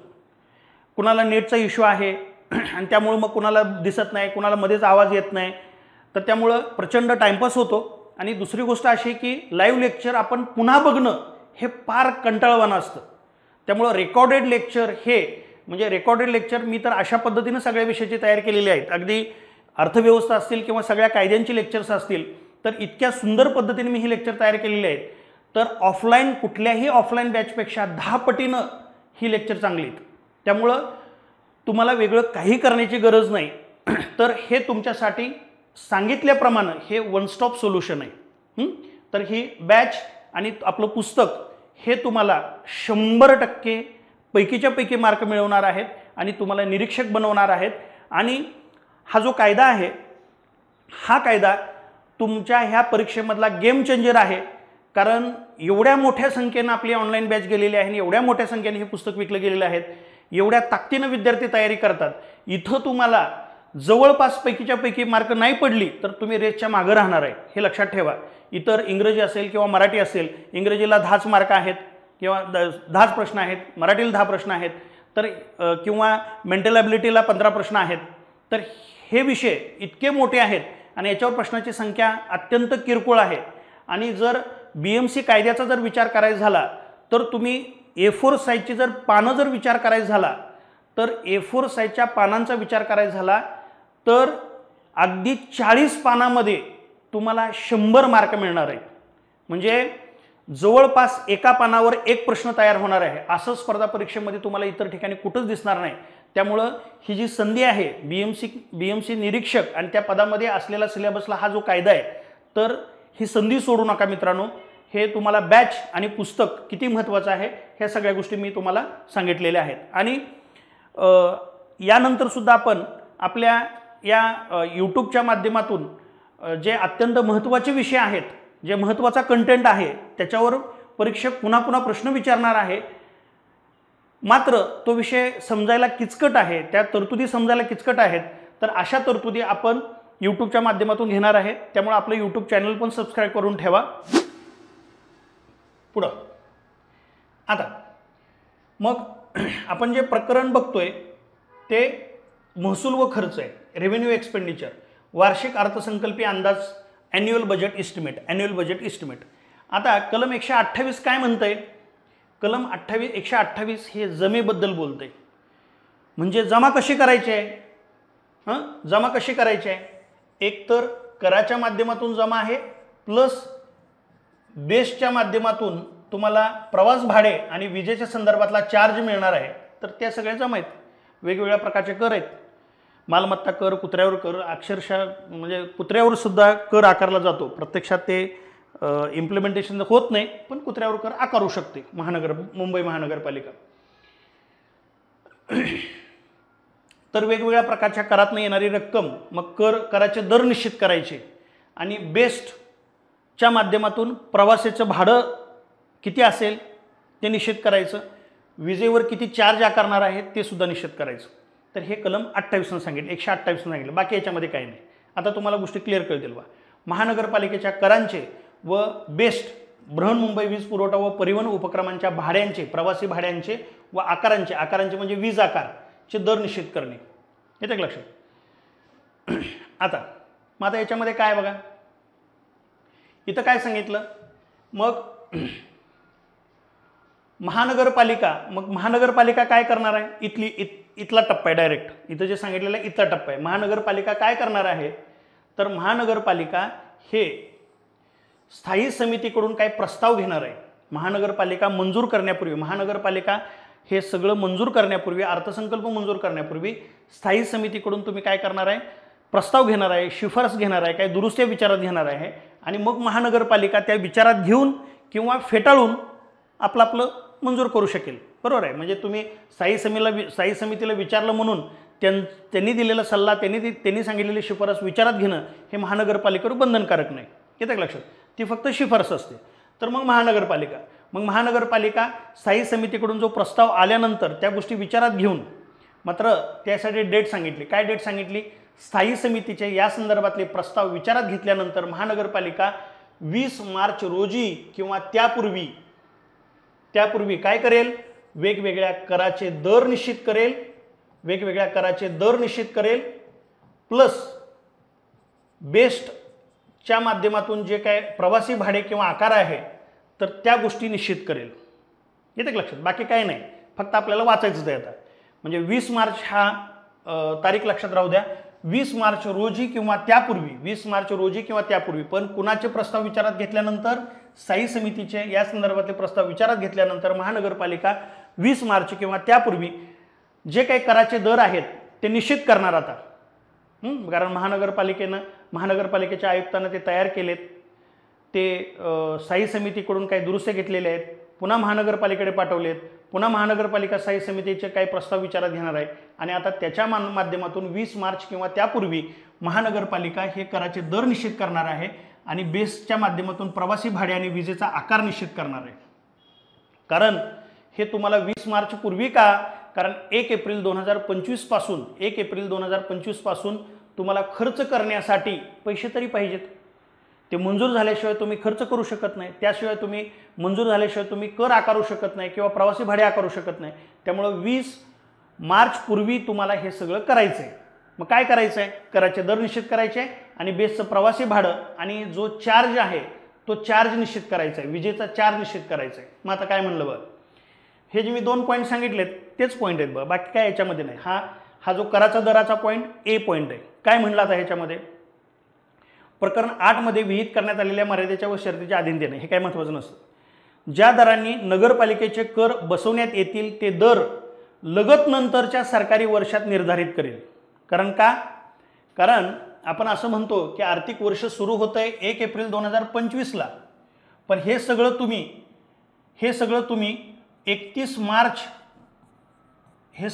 31 मार्च 2024लाच तुम्ही हे सगळं फायनल करताय.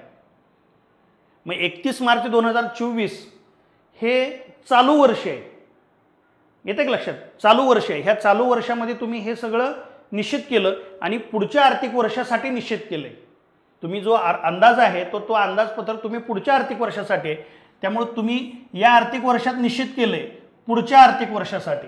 येते का लक्षात? आता हे सगळे इकॉनॉमीमध्ये आपण क्लिअर बघत असतो. इथं जेवढं गरजेचं आहे तेवढं तुम्हाला सांगतो. थोडा इकॉनॉमीचा टच पाहिजे बघा हे सगळं कळण्यासाठी.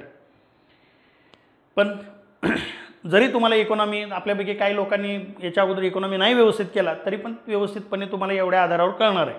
टेन्शन घेऊ नका. मला जेवढं तुम्हाला सांगण्याची गरज आहे तेवढं मी तुम्हाला सांगणार आहे.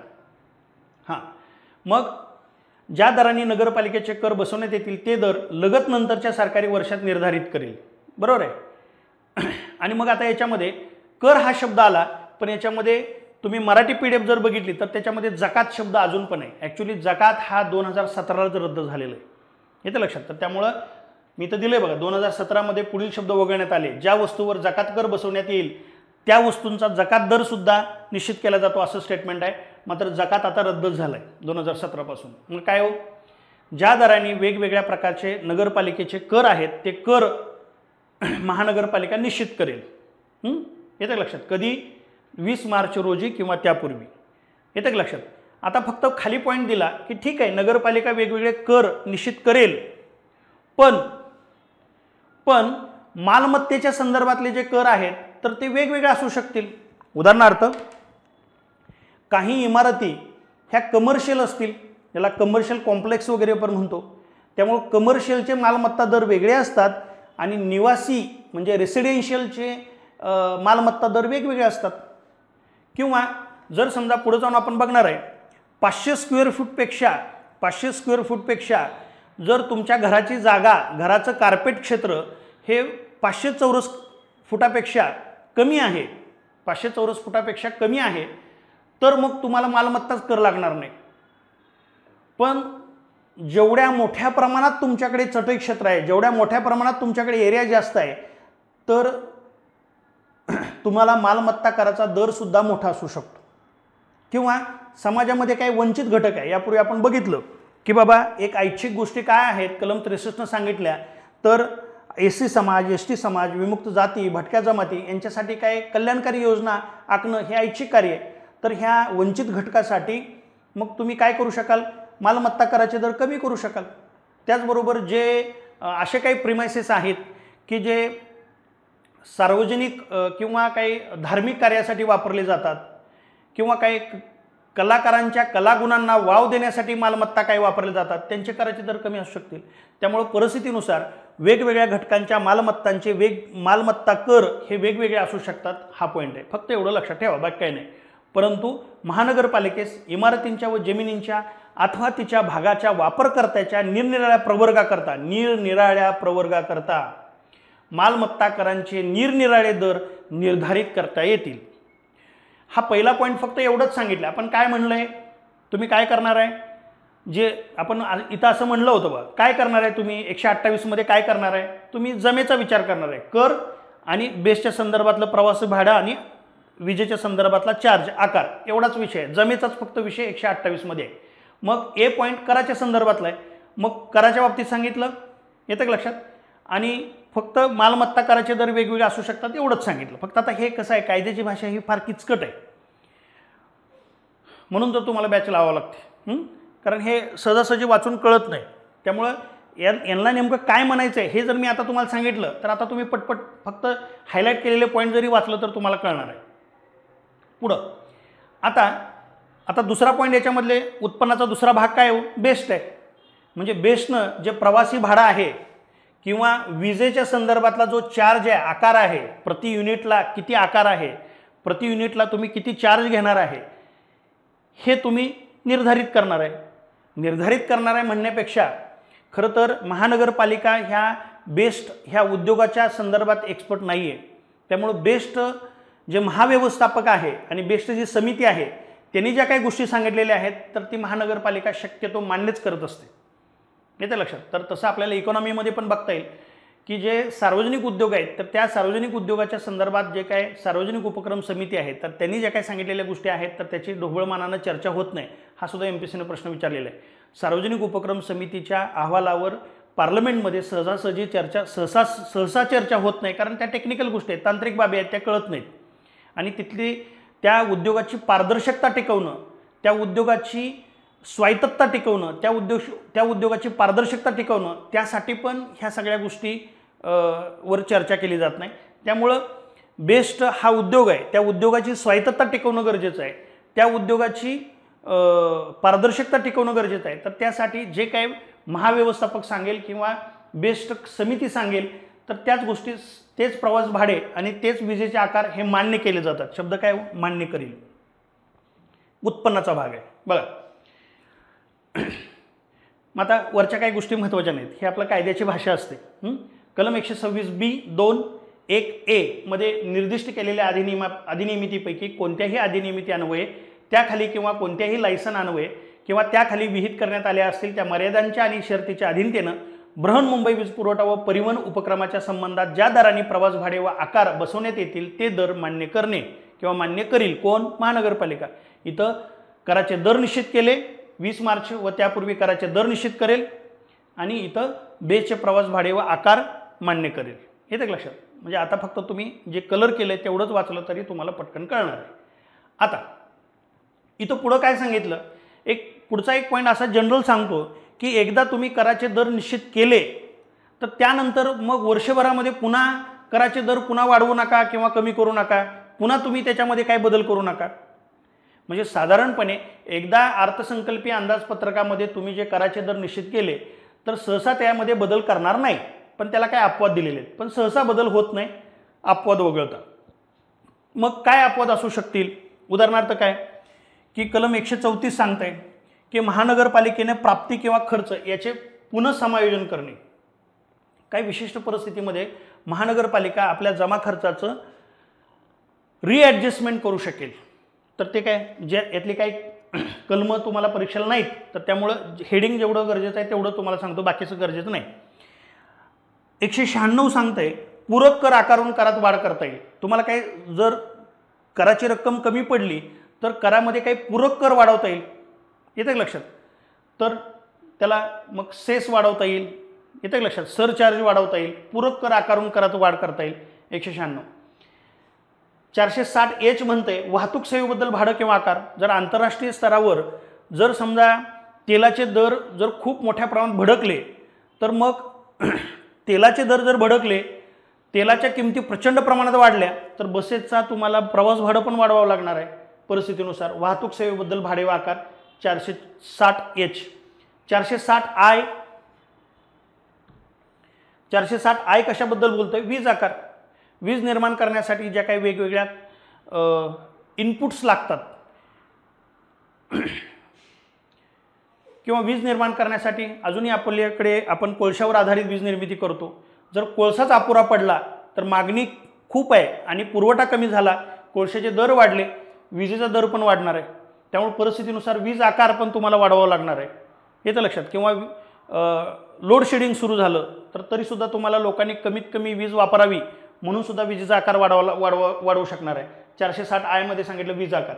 म्हणजे हे कलम 134, 196, 460H, 460I अनुषंगानं काय अपवाद जर सोडले तर तुम्ही वर्षभरामध्ये शक्यतो तुमच्या करामध्ये किंवा बेसच्या प्रवास भाडी किंवा वीज आकारामध्ये तुम्ही शक्यतो बदल करणार नाही. हे हा पॉईंट सांगतोय. बाकी याच्यामध्ये काय वेगळं नाही.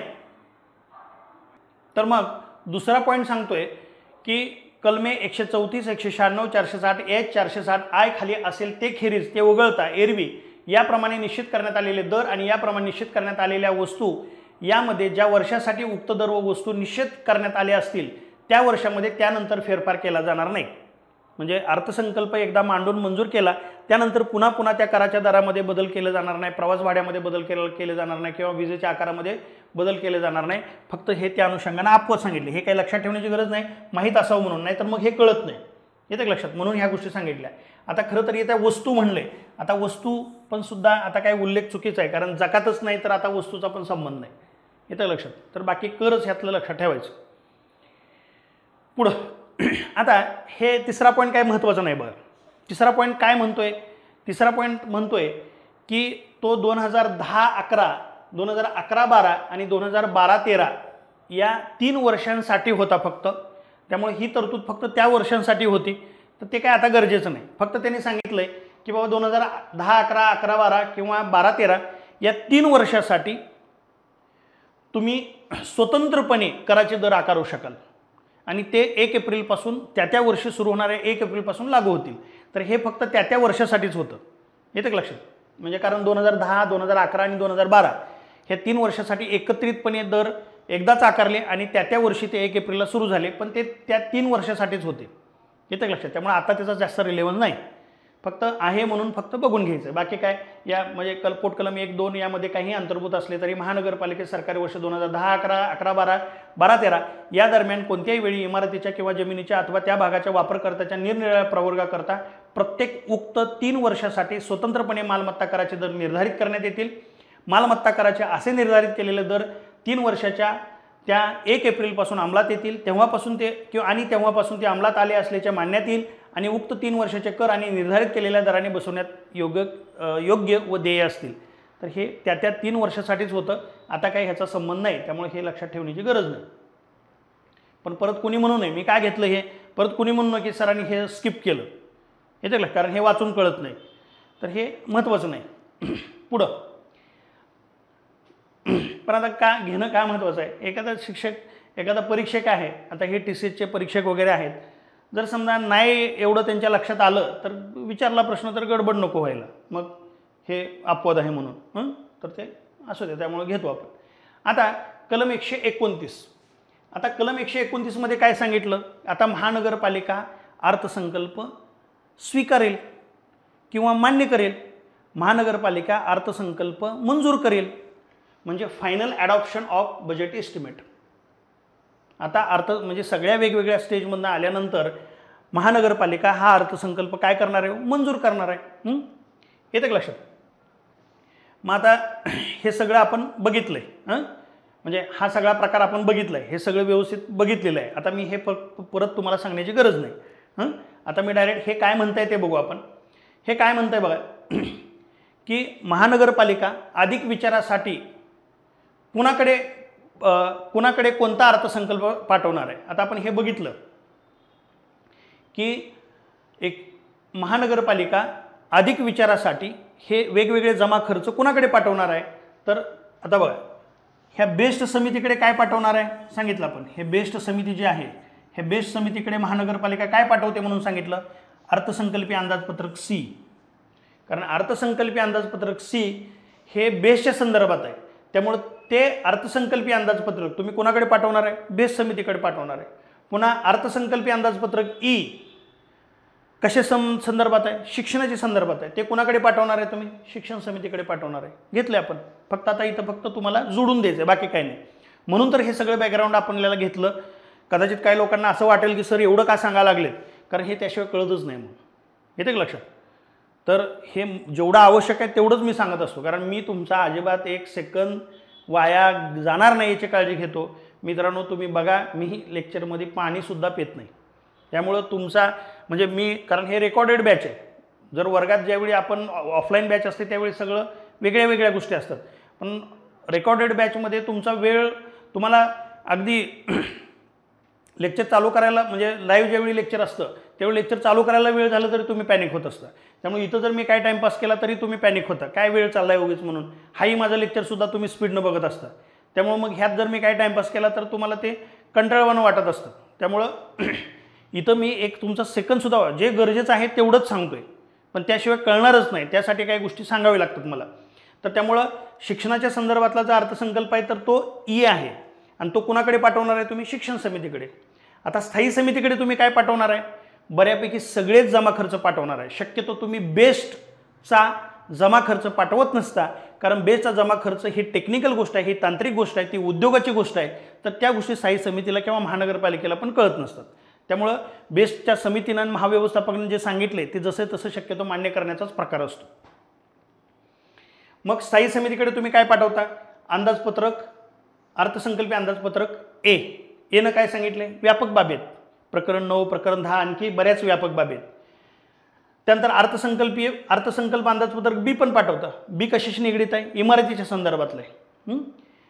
अर्थसंकल्प अंदाजपत्रक E पाठवू शकता स्थायी समितीकडे, E कशा संदर्भात आहे, शिक्षणाच्या संदर्भात आहे, पण इथं तुम्हाला C दिसणार नाही बघा, बेसच्या संदर्भात दिसणार नाही। A आहे, B आहे, E आहे, किंवा सर्व, किंवा परिस्थितीनुसार सर्वसुद्धा, सर्व पण म्हणून टाकले, येतं लक्षात, किंवा त्यापैकी कोणताही एक अंदाज। म्हणजे स्थायी समितीकडे महानगरपालिका अधिक विचारासाठी काय पाठवू शकेल, अर्थसंकल्प A की जो व्यापक बाबीसाठी, अर्थसंकल्प B जो इमारतीच्या संदर्भात आहे, अर्थसंकल्प E जो शिक्षणाच्या संदर्भात आहे, यापैकी एक किंवा सर्व किंवा यापैकी कोणताही. पुढं महानगरपालिका ही बेस्ट समितीकडे काय पाठवणार आहे? अर्थसंकल्पीय अंदाज सी की जो बेस्टच्या संदर्भात आहे. महानगरपालिका शिक्षण समितीकडे काय पाठवणार आहे? अर्थसंकल्पीय ई की जो शिक्षणाच्या संदर्भात आहे. झालं आता क्लिअर बघा. 128(1) मध्ये आवश्यक असलेल्या बाबींच्या अधीनतेनं महानगरपालिका विशिष्ट अर्थसंकल्पीय अंदाजपत्रक पुढील घटकाकडे अधिक विचारासाठी रेफर करेल, प्रतिनिर्देशित करेल, रेफर करेल अधिक विचारासाठी. मग इथं परीक्षक काय विचारणार आहे? आता परीक्षक विचारणार आहे की महानगरपालिका कोणत्या प्रकारचा अंदाजपत्रक कोणत्या समितीकडे पाठवू शकेल. येतं का लक्षात? कोणते अंदाजपत्रक कोणत्या समितीकडे पाठवू शकेल ह्याच्यावर परीक्षक 100% प्रश्न विचारणार. हे टेबल अत्यंत महत्त्वाचं आहे. पुढं आता हे फक्त व्हिडिओ पॉज करून हे कुठंतरी तुम्ही लिहून घ्या. येतं का लक्षात? तर हे कुठंतरी व्हिडिओ पॉज करून लिहून घ्या, कारण आता पुस्तकामध्ये सगळ्याच गोष्टी देणं शक्य नसतं. तर हे कुठंतरी लिहून घ्या, कारण हे अत्यंत महत्त्वाचं आहे. पुढं कारण पुस्तकात एवढ्या सगळ्या गोष्टी आपण देऊ शकत नाही, त्याला एक लिमिटेशन आहेत. पुढं आता याच्यामध्ये काय सांगितलं मी यापूर्वी पण तुम्हाला सांगितलं. मग महानगरपालिका हे वेगवेगळ्या अर्थसंकल्पीय अंदाजपत्रक ह्या वेगवेगळ्या एक्सपर्ट कमिटीकडे पाठवेल. शिक्षण समिती असेल, स्थायी समिती असेल किंवा बेस्ट समिती असेल यांच्याकडे पाठवेल. पण त्यांनी ज्या काही सुधारणा सुचवलेल्या आहेत त्या सुधारणा विचारात घेऊन तुम्ही त्या मंजूर करू शकाल किंवा सुधारणा फेटाळून सुद्धा मंजूर करू शकाल. सांगितलं मी तुम्हाला. अथवा तिला म्हणजे महानगरपालिकेला सादर करण्यात आलेले अर्थसंकल्पीय अंदाज किंवा कोणतेही सुधारलेले अर्थसंकल्पीय अंदाज जसेच्या तसे अगर म्हणजेच किंवा तिला इष्ट वाटतील असे फेरफार करून त्यात अंगीकारता येतील. तुम्ही ज्या पद्धतीनं सुधारणा सुचवलेल्या आहेत त्याप्रमाणे काही सुधारणा तुम्ही कराल किंवा सुधारणा न करता तुमच्या सुधारणा विचारात न घेता सुद्धा आहे तसं सुद्धा तुम्ही मंजूर करू शकाल. फक्त पुढं एक पॉईंट असा सांगितला पण एवढंच की महानगरपालिकेनं जो काय अंतिमरित्या अर्थसंकल्प जो मंजूर केला आहे त्याच्यामध्ये सर्व बाबींचा समावेश पाहिजे. मग ह्या कराचा उल्लेखच झाला नाही, तो खर्चाचा उल्लेखच झाला नाही, असं झालं नाही पाहिजे. एवढंच उल्लेख म्हणजे तुम्ही सर्व जमा खर्चाची पूर्तता त्या अर्थसंकल्पीय अंदाजपत्रकामध्ये केली पाहिजे हा पॉईंट सांगतो. बाकी याच्यामध्ये काय नाही. महानगरपालिकेने अंतिमरित्या अंगीकारलेल्या अर्थसंकल्पीय अंदाजपत्रकामध्ये यथास्थिती मग कलम 26(2) खंड बी सी डी यात विनिर्दिष्ट केलेल्या प्रत्येक बाबींसाठी, त्याचबरोबर कलम 126(b) पोटकलम 3 कलम 126(d) पोटकलम 2चा खंड ए आणि बी, कलम 126(f) पोटकलम 2 यामध्ये विनिर्दिष्ट केलेल्या प्रत्येक बाबीसाठी परिपूर्ण तरतूद करण्यात आली पाहिजे. फक्त याच्यामध्ये आता हे काय काय आहे हे लक्षात ठेवण्याची गरज नाही. जे गरजेचं आहे मी तिथल्या तिथं बॉक्स करून देतोय, हे गरजेचं नाही. फक्त यामध्ये एवढं लक्षात ठेवा की महानगरपालिका ठीक आहे, महानगरपालिका त्या वेगवेगळ्या एक्सपर्ट कमिटीनं सुचवलेल्या सुधारणा विचारात घेईल किंवा विचारात न घेता सुद्धा तुम्ही त्या सगळ्या फेटाळून सुद्धा आहे तसं सुद्धा मंजूर करू शकाल. फक्त हा शेवटचा पॉईंट एवढं सांगतो की तुम्ही सर्व जमा खर्चाचे मात्र त्यात सर्व जमा खर्च त्यात समाविष्ट करा, नाहीतर हे राहिलं ते राहिलं असं झालं नाही पाहिजे. सर्वसमावेशक सर्व जमा सर्व खर्च त्यामध्ये असला पाहिजे एवढंच. आता कलम 129(a) काय म्हणा लागलं बघा. 129(a) काय म्हणा लागलं की खर्च प्राप्ती यांचे अंदाज अर्थसंकल्पीय अंदाज मानणं. आता काय बघा इथं जे काही पॉईंट आपण समजून सांगितले.